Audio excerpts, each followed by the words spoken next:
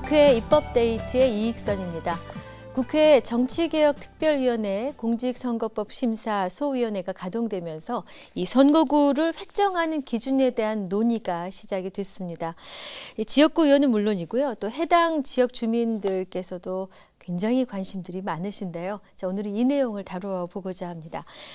선거구 획정과 관련된 공직선거법 개정안입니다. 대표 발의를 해주셨습니다. 새누리당 박덕흠 의원 모셨습니다. 의원님 어서 오십시오. 네, 안녕하세요. 네, 반갑습니다. 네.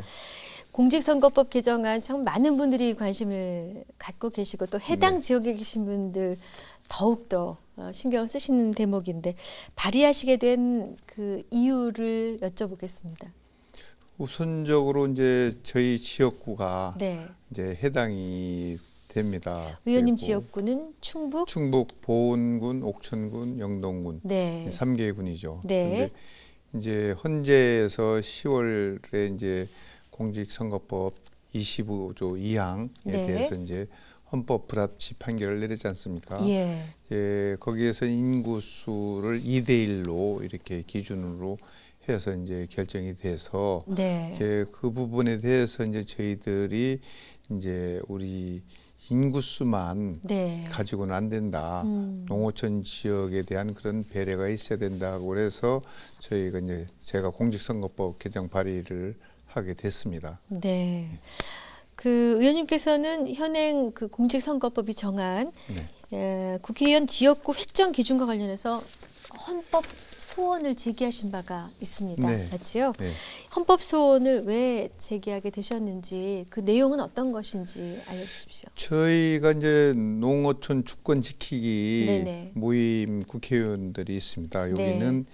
이제 우리 지역구가 이제 인구수가 이제 미달되는 네. 의원들의 그런 모임이라고 해도 되고 네. 또 그 모임이 또 어쨌든 지방에 있는 농어촌에 계시는 그 농민 단체들이 같이 이제 포함이 돼서 헌법 소원을 같이 이제 제출을 하게 됐습니다. 네. 근데 이거는 이제 저희가 어떻게 보면 이제 국가를 만드는 요소가 이제 국민이 있고 국토가 있고 또 주권이 있지 않습니까? 네. 근데 이제 지금 볼 때는 국민만 인구수만 가지고 지금 선거구 인구수를 표의 등가성으로 이렇게 했기 때문에 저희들은 그것이 좀 불합리하다. 물론 인구수를 한다는 표의 등가성은 이제 헌재상거는 맞지만 네. 그렇지만 우리가 이제 공직선거법에 나와 있듯이 인구 또 뭐 교통,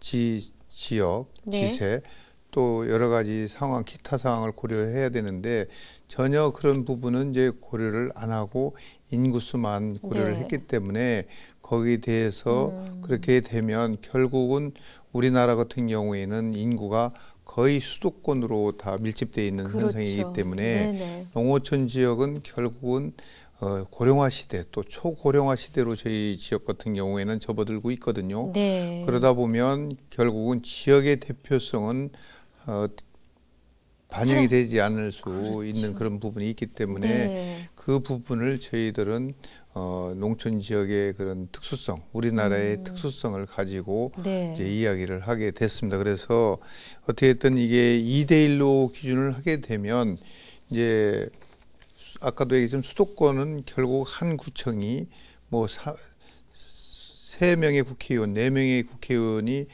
나올 수가 있죠. 네. 그렇게 되고 농촌 지역은 뭐 이 군 단위로 보면 지방자치단체가 4개, 5개, 어떤 뭐 6개까지도 이렇게 한 개의 선거구로 이렇게 되기 때문에 이거는 좀 여러 가지 여건이 아까 얘기했지만 교통, 지세 뭐 이런 것도 고려를 해야 되는데 전혀 그런 부분이 고려가 안 돼서 네. 예, 그런 부분에 대해서 저희들이 이제 헌법 소원도 내고 저희 농어촌 주권 지키기 모임도 이렇게 결성이 돼서 활동을 하게 됐습니다. 그러셨군요. 네. 근데 아까 말씀해 주신 뭐 표의 등가성 얘기해 주셨는데 거기에 면적은 포함이 안 되나 보죠. 그렇죠. 그래서 아까 국가를 형성하는 기본이 이제 국민, 국토 이게 들어가는 거거든요. 국토가. 네네. 그러면 국토를 지키는 것도 어떻게든 국민들이 국토를 지키는 거잖아요. 그렇죠. 예? 그렇다면 그 넓은 지역을 지키는 농촌 지역에 있는 국민들에 대한 고려를 하나도 안 한 거죠. 그렇군요. 예. 네. 근데 지난 그 헌재 결정에 따라서 인구 기준에 부합하지 않게 되는 선거구들이 속속 나오고 네, 있지 네, 않습니까? 있죠. 이게 네. 뭐 인구 하한 기준에 들어가는 지역이 가장 예민하고 걱정이 많은 지역인데 네, 네. 어느 정도나 되고 어느 지역들이 해당이 될까요? 지금 저희가 총 그러니까 인구 하한되는 곳이 25개. 네. 그리고 또 이제 저희 인구 상한선이 넘는 데죠. 넘는 데가 이제 37개인가요? 예. 네. 37개죠. 인구 네. 초과가. 그리고 하한이 아까 얘기했듯이 25개. 네. 이렇게 해서 총 이제 62개 선거구가 이제 조정 대상이 된 겁니다. 네. 이제 거기에 또 이제 시도별로 보면 16개 시도로 보면 11개 시도가 해당이 되고 있고요. 네. 그래서 총 25개의 선거구를 우리 미달되는 데는 조정을 해야 되는 그런 상황이 돼 있습니다. 네. 예. 그럼 이제 의원님 지역구 같은 보은, 옥천, 영동 같은 경우는 인근의 다른 군과 지금 통합이 예. 돼야 되는 그런. 그렇게 이제 저희 같은 경우에는 이제 보은, 옥천, 영동 3개 군이 네. 인구가 한 1,000여 명 정도가 이게 모자라거든요. 예. 그러다 보면 뭐 청주시라든가 아. 또 괴산군이라든가 이런 데서 이제 같이 인구를 예. 뭐 이제 와야 되는데 같이 이제 합쳐졌을 때에 예. 이제 또 상한 인구가 넘기 때문에 결국은 그쪽에서 이제 인구가 저희 지역구에 이제 유입이 돼서 선거구 획정이 돼야 네. 되겠죠. 그러다 보면 이제 여러 가지 이제 문제점이 발생이 됩니다. 이것이 네. 이제 아까 얘기했듯이 우리가 인구하고 교통, 뭐 지세, 또 우리 관습도 있잖아요. 저 생활 습관도 그렇죠. 틀린 예. 지역적으로 예. 이러다 보면 상당히 이제 같이 선거를 하게 되면 갈등 요소가 엄청나게 많이 나오게 돼 있죠. 그렇게 되면 네. 결국은 그런 부분이 국가적으로도 큰 손실이 된다는 것을 말씀을 드리겠습니다. 네. 그럼 이번에 이제 그 공직선거법 개정안에 담으신 네. 그 핵심 내용은 어떤 것들입니까? 예, 저는 이제 저희 아까 말씀을 드렸지만 우선적으로 이제 저희가 이제 기초단체에서 이제 지금 현재 여러 개 선거구가 있을 때에 네. 기초단체 수가 많이 포함이 되면 아까 얘기했듯이 복잡한 그런 문제가 있고 또 지역 간의 갈등이 있기 때문에 네. 그런 부분을 획정을 할 때 존중을 해서 네. 농촌 지역은 그냥 그대로 가되 네. 또 가더라도 지금 저희 농촌 지역은 고령화 시대지 않습니까? 그렇죠. 고령화 시대이기 때문에 저희 지역 같은 경우는 유권자 수로 선거인 수죠. 네네. 유권자 수로 환산을 하면 아무 문제가 없어요. 남아요. 저희 네. 같은 경우도. 아. 예. 그러면 그런 부분도 고려를 해서 선거구 획정을 해야 된다는 그런 것을 발의를 했고요. 그다음에 또 이제 저희가 이제 부득이하게 아까 저희 지역까지 부득이하게 모자랄 경우에는 지방자치 시 군구를 일부 편입해서 선거구를 획정할 수 있도록 하는 법안. 그다음에 이제 저희 같은 게 마지막으로 이제 저희가 한 1,000여 명 모자라지 않습니까? 인구수가 저희 지역 같은 경우에는 네. 그러니까 허용오차를 두어서 결국은 상한선, 하한선에 허용오차를 두자는 얘기죠. 몇 프로든 그거를 정해가지고 우리가 국비를 낭비하지 말고 인구 이 기준 2대1로 기준을 나누면 단 한 명이라도 오버가 되면 선거구 획정을 다시 해야 됩니다. 그래서 이런 불필요한 일을 하지 않기 위해서 그런 부분도 고려를 하자고 해서 그런 부분을 3가지로 담아서 개정 발의를 하게 됐습니다. 입법 발의를. 근데 이제 선거구 획정에 있어서 뭐 표의 등가성이라든가 행정이라든가 또 뭐 지역의 대표성 이런 걸 배제해서는 안 된다.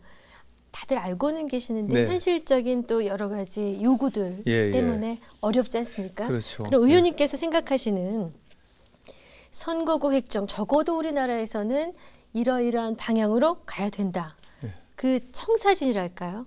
그 부분에 대해서 좀 듣고 싶습니다. 글쎄, 그게 기준점이라는 것이 참 애매모호한 점도 있습니다. 그래서 이게 아까 얘기했던 표의 등가성만 아니라 이 지역의 대표성이 꼭 고려돼야 된다. 지금 저희 이 나라 같은 경우에는 어떻게든 상하원제가 아니기 때문에 지역의 대표성이 고려되지 않으면 결국은 농어촌 지역은 결국은 다 이제 죽게 되는 거죠. 그 이유가 뭐냐 하면 그분들이 지금 제가 농촌에서 국회의원을 하고 있지만 네. 그분들이 희망이 있습니다. 희망이 있는 것은 그 지역의 국회의원한테 자기들이 억울함을 얘기할 수 있는 사람이 있다는 거죠. 네네. 예를 들어서 돈 없고 빽 없는 농민들 같은 경우에는 누구한테 가서 하소연할 데도 없고 억울한 일 당해도 네. 예? 그렇지 않습니까? 그래서 이 지역의 대표성이라는 것이 국민들 또 농촌 지역에 있어서는 특히 또 중요한 그런 부분을 차지하고 있습니다. 그래서 정책적으로나 또 예산 지원 면에서도 농어촌 지역은 결국은 국회의원이 적다 보면은 결국은 배제되잖아요. 예산을 이렇게 해봐도 네. 저희들이 그렇기 때문에 그런 면에서도 또 우리 농촌 지역 의원님들이 불편함을 겪고 있는 거고 그래서 기준점이라는 것은 아까 얘기했듯이 표의 등가성도 중요하지만 우리가 얘기했던 지역의 대표성에 대한 기준점이 네. 돼야 된다. 그리고 면적에 대한 네. 그렇게 되면은 이제 해소가 되는 거죠. 그래서 그런 부분을 저는 강력하게 이렇게 주장을 하고 있는 겁니다. 네. 예. 이 선거구 획정하면은 유명한 단어가 있던데요. 미국의 게리맨더링. 예. 뭐 아마도 뭐 좀 적절하지 않게 선거구를 나누다 보니까 선거구의 모양이 이 도롱뇽처럼 닮았다 해서 네. 상원에는 이름과 함께 붙였다라는 얘기 들었는데요. 네. 국토가 넓은 다른 국가들은요. 인구 편차가 우리보다 더 심한 곳들도 꽤 많을 텐데 예. 그들은 어떻게 하고 있습니까? 그래서 이제 인구 편차 보면 프랑스 같은 경우는 1.5대 1로 이렇게 규정하고 있고 네. 또 이제 그 캐나다, 호주 역시 또 1.67대 1. 또 뭐 일본 같은 경우는 우리나라랑 같이 2대 1로 이렇게 규정을 하고 있습니다. 그래서 네. 이제 게리맨더링의 경우에 인구 편차의 허용만을 볼 것이 아니고 어느 정도 선거구 획정위원한테 이제 독립성을 줘야 되죠. 그래서 네. 저는 이제 지금도 얘기하는 것이 선거구 때문에 우리 선진국들은 결국은 이 선거구 획정위원회의 독립성입니다. 네. 거기에서 이제 그것이 정말 민주화가 돼 있고 제대로 되느냐를 따지고 있거든요. 그래서 저희도 이번에는 선거구 획정위원회를 우리가 선거관리위원회에다가 이름하는 걸로 여야가 합의 봐서 했지 않습니까? 네. 이제 한 번 더 이렇게 진일보된 그런 면이 있는데 어떻게든 선진국 자체도 이제 그렇게 되면 결국은 선거구 획정위원회에서 일을 하게 되면 독립된 그리고 확실하게 포장된 거라면은 결국 우리나라에서도 큰 문제는 없이 그대로 가는데 결국은 아까 얘기했듯이 지역의 대표성을 어떻게 할 거냐 네. 그게 제일 중요한 문제로 될 것 같습니다. 네. 뭐 여는 말에서도 언급을 해드렸습니다만 네. 국회 정치개혁특별위원회가 이 선거구 획정 제 기준 마련에 논의에 들어갔지 않았습니까? 예.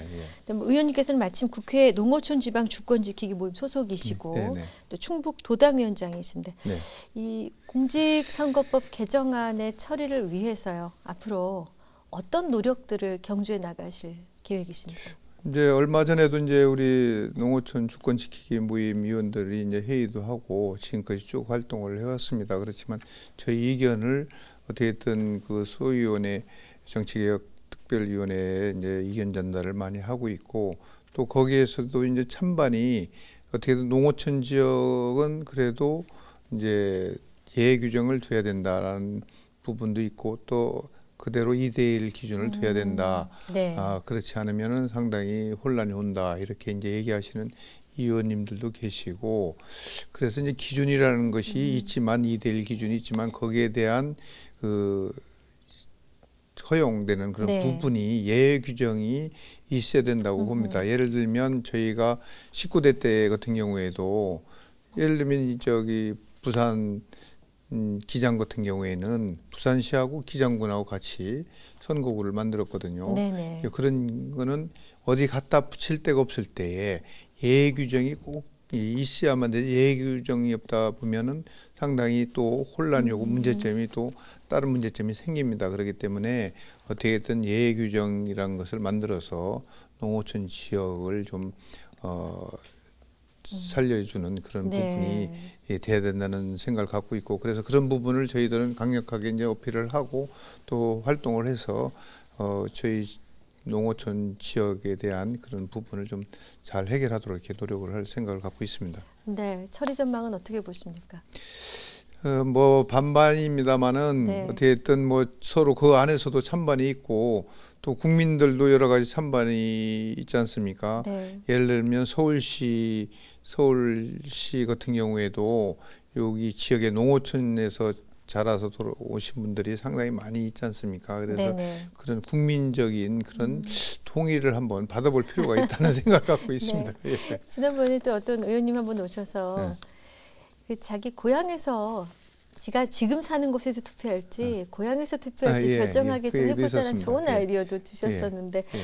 도대체 이 선거구 획정 논란을 피해갈 수 있는 좋은 해법은 없는지요? 그래서 그게 서로 이제 상반된 의견이 있기 때문에 네.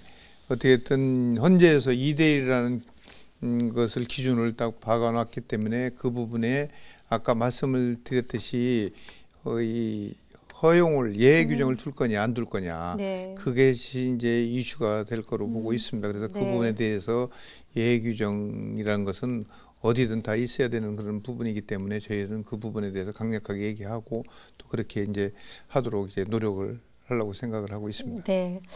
네, 끝으로 좀 다른 얘기입니다만 네. 올해 주력하실 현안 혹은 좀 다른 입법 계획이 있으시다면 알려주십시오. 네, 뭐 저는 이제 기획재정위원회에 있다가 국토교통위원회로 이제 자리를 옮겼습니다. 네.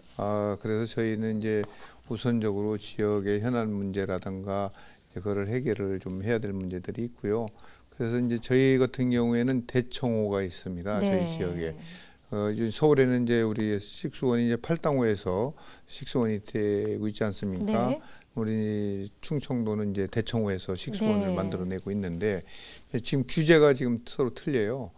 그래서 제가 이제 금강수계 주민 지원에 관한 법률안 입법 개정안을 또 발의를 지금 했는데 네. 그런 부분을 관철을 해서 저희가 이제 해나갈 생각을 갖고 있고요. 그게 이제 대청호 같은 경우에는 규제가 건축물 숙박업을 할 수 있는 예외 규정, 아까 얘기했듯이 네. 예외 규정이 있는데 대청호는 그 예외 규정을 안 두고 있어요.